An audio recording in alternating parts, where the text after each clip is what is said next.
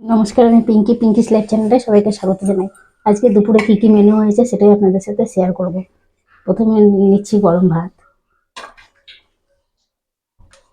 আর নিচ্ছি হচ্ছে আলু ভাজা গোল করে, আর একটা বেগুন ভাজা, দুটো বেগুন ভাজা, আর একটু বড়া ভাজা, আর গাছে সিম হয়েছিল, একটা সিম হয়েছিল, সিমটা ভাজা করেছি। আর এখানে করেছি কাঁচা কলা ভাজা, ওটাও একটু নিয়ে নিচ্ছি। আর এখানে করেছি মুগের ডাল, আর এখানে করেছি চাটনি, আর সবশেষে মাছের ঝোল। আজকের মেনুটা কেমন হয়েছে একটু কমেন্টে জানাবেন। আর আজকে দুপুরকার মেনু এটাই।